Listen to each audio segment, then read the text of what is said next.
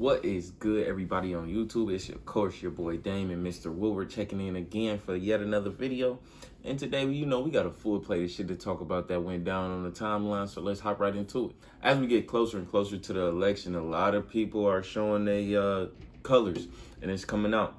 So first we have 50 Cent said that he is going to vote for Trump and fuck Biden because Biden is going to charge him 62% on tax in the state of New York. Now, while I don't support Trump, and I won't be voting for Trump because I have no reason to, 50 Cent, he does. Now, I understand the amount of shit besides the tax shit that's going on that Trump is trying to implement, but in reality, when it really comes down to it, as a voter, you need to vote in the best interest of you and your family. You know what I'm saying? We had another black person, the lady from Mary. She said she voted for Trump simply because she is Christian and he is pro-life. I'm not gonna get started on that Christian shit, but that's her voting on what's most important to her and her family. You know what I'm saying? And I really don't give a fuck about who you vote for. I know most of the people that's watching my videos ain't making more than 400,000, and that's the only people that Biden gonna be taxing out the ass. So if you ain't worried about that, don't worry about that.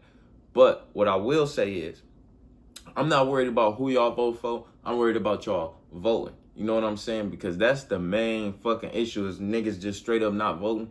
I don't give a fuck what you do. Just go out there and vote. Vote in your best interest. Vote in your family's best interest. And let that be that. That's the simplest way to do it. Last time we was talking about Sada Baby getting his big break with the Nicki Minaj feature on Whole Lotta Choppers remix. This week, we got to talk about how that mainstream fame get to a nigga, especially a Detroit nigga, and a team that wasn't quite ready for the publicity he was about to get. So people went on Sada Baby's, Twitter page, and they searched in a bunch of keywords, and a bunch of fucking tweets popped up. I'm going to show the tweets. I'm not going to say the tweets. The tweets are bad. But at the end of the day, Sada was being a troll. The tweets are very bad. They're very bad. You know what I'm saying? But Sada was being a troll. Now, do I think this is going to hurt Sada too much? Not with the main core fans that he already had and built. But with the new growth that he was about to get, it's definitely going to get stunted a little bit. The Beyonce tweet mostly is gonna cause that shit, but he did apologize, and I'm sure that was after a lot of people reached out to him and told him that he probably should. Besides that point, because I feel like everybody has seen the tweets and the fallout from it at this point, but what I want to talk about is how the media treats artists from Detroit. Now, because I've been watching this very closely. Sada Baby dropped the Whole Lotta Choppers remix with Nicki Minaj, big song. Usually when Nicki drops some shit, all the blogs are on it. I ain't pay attention to all of them. We just gonna pick one. DJ Academic specifically didn't post no Sada Baby content, even when he had Nicki Minaj, and even when he had the #1 song in the country, he didn't post no Sada Baby content. But once these tweets came out, he's posting Sada Baby. And that's just how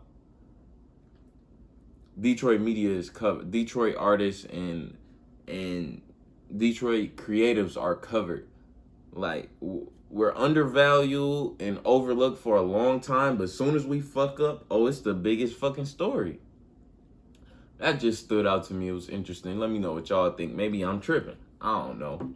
But while we talking about music, Ty Dolla $ign announced that he dropping an album called featuring Ty Dolla $ign. And it is everybody else's album, and that bitch just featuring Ty Dolla $ign. But for Ty Dolla $ign, that is the perfect fucking idea because everybody knows that Ty Dolla $ign is known for his features. That's what he does. And I personally, you don't get a plate, pour some parsley on that motherfucker and eat it. And that's what a featureless Ty Dolla $ign would be. You know what I'm saying? So, good fucking idea.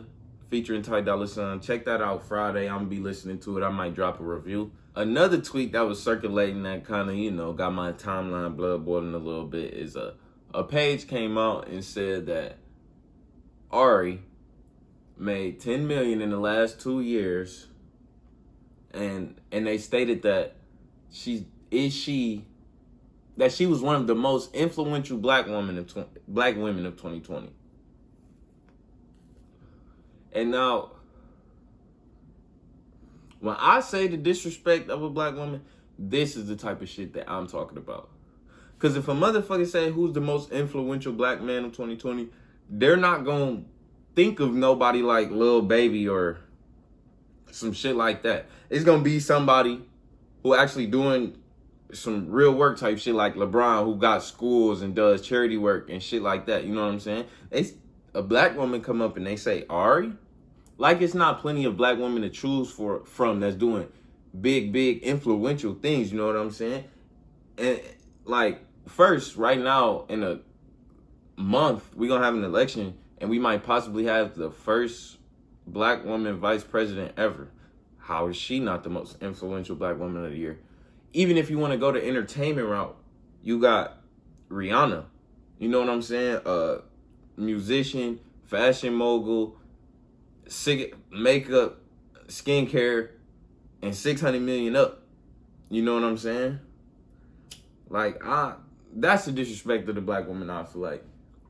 Glorifying that and putting Ari on a pedestal and saying that she's the most influential black woman, that just don't sit right with me. No disrespect to Ari, but I feel like even she would feel the fucking same way. You know what I'm saying? Like, I don't know.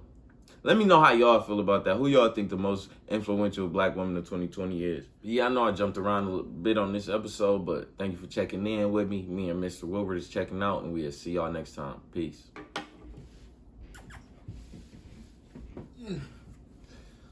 Whisper wanted to say hey to the camera.